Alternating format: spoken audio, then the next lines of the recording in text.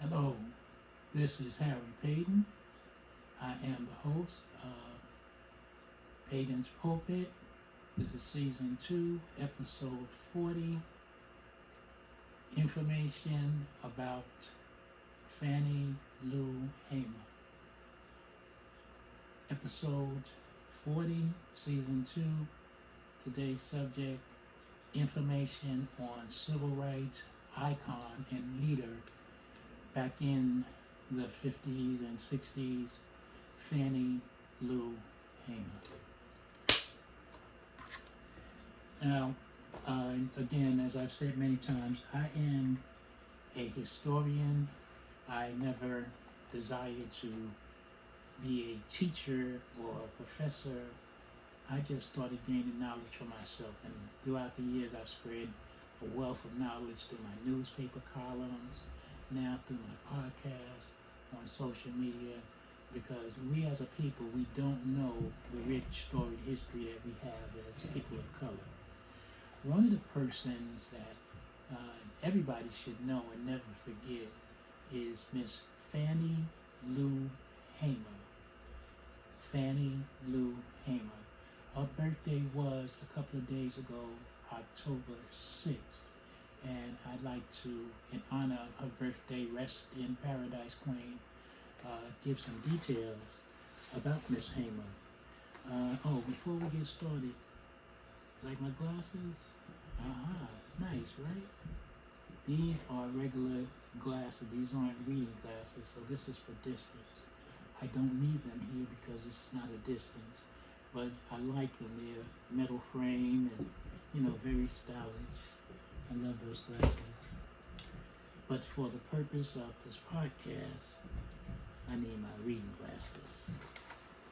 And just as a background on Fannie Lou Hamer, in my fifth book, I wrote the title, Sick and Tired of Being Sick and Tired, in parentheses, we have overcome.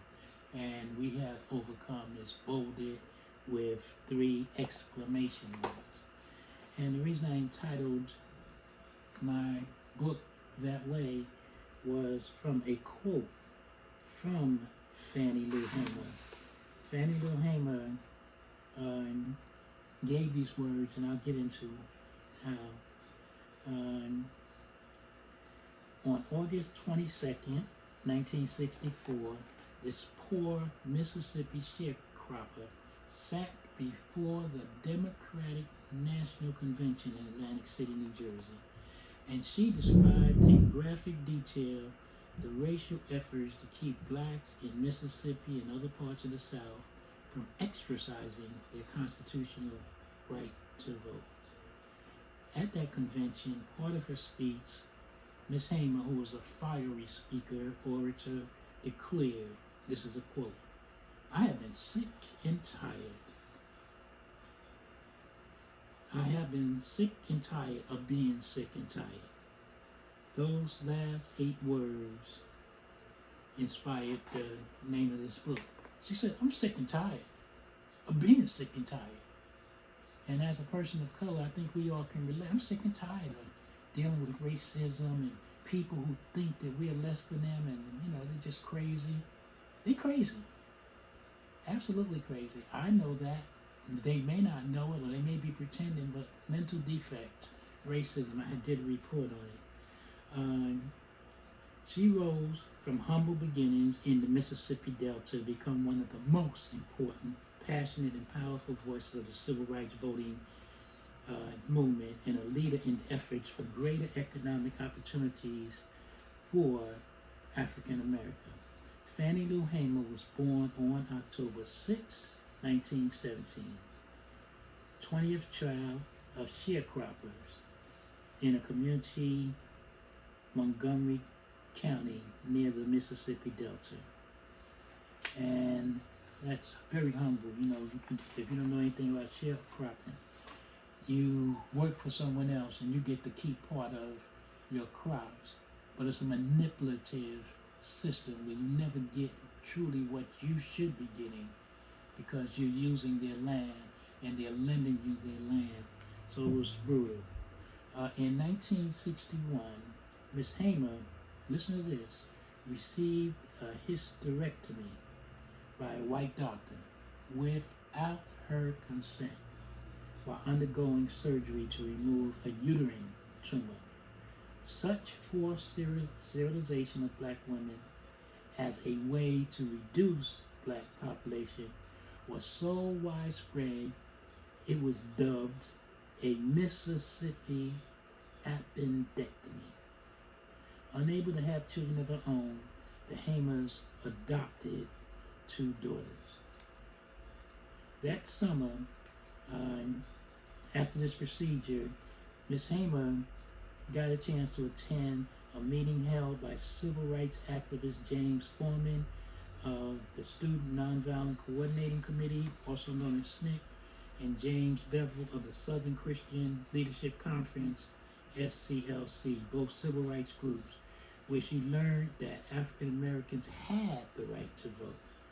Ms. Hamer was incensed by efforts to deny blacks the right through counting jelly beans and telling how many jelly beans, literacy tests, and all kinds of insane things these racists tried to do to deny black people the right to vote. Instead of giving up, Ms. Hamer made the decision to dedicate her life to help African Americans earn their right to vote. She said, "They kicked me off the plantation. They set me free. It's the best thing that could have happened. Now I work for the people."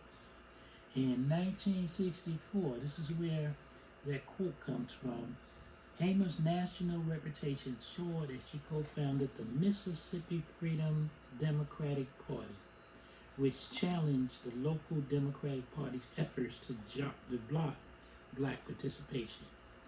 Hamer and other members went to the Democratic National Convention that year, arguing to be recognized as the official delegation. When Ms. Hamer spoke before the Credentials Committee, calling for mandatory integrated state delegations, good old President Lyndon Johnson held a televised press conference at the same time, so she would not get any television airtime. But her speech was poignant, and its descriptions of racial prejudice in the South was televised later. So even though he disrupted, because when the president comes on, everything goes blank and you listen to the president. Well, the networks were wise enough to put her on at a later date. In 1964, she helped organize Freedom Summer, which brought hundreds of college students, black and white, to help with African American registration in the segregated South. In 1964, the same year, she announced her candidacy for the Mississippi House of Representatives, was barred from the ballot. Frustrated by the political process, Ms. Hamer turned to economics as a strategy for greater racial equality. In 1968, she began a pig bank to provide free pigs for black farmers to breed, raise, and slaughter.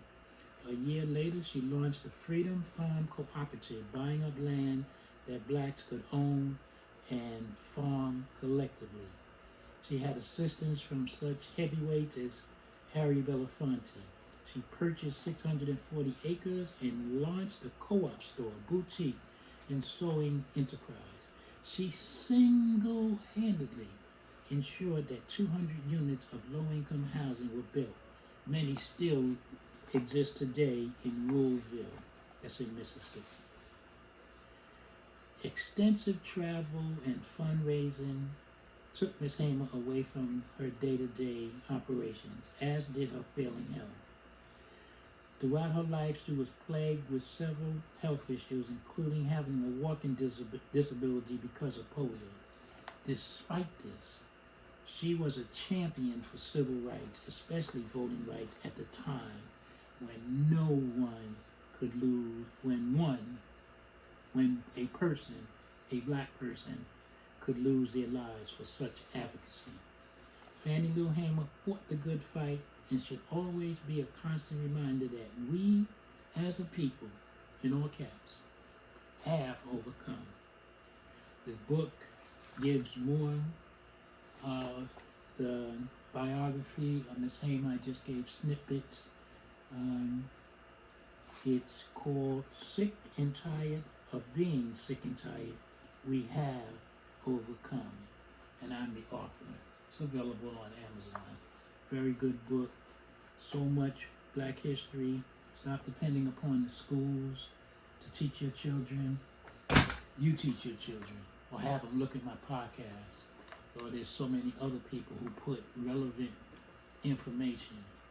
I know you like the love in some of you.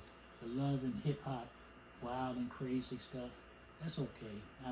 I don't watch it, but at least take in some Black history. At least share it with your children. I'm sick and tired of being sick and tired. In all caps, we have overcome. By the way, did you hear that the new president of Harvard University is a Black woman? We have overcome. To God be the glory. It's Fannie Lou Hamer, queen, civil rights leader, and a woman who didn't take anything from anybody. Started out as a daughter of a sharecropper and also worked in that line before she went into her activism. Never forget, her birthday was October the 6th. Say a prayer for this fine woman. My book is dedicated to her. To God be the glory.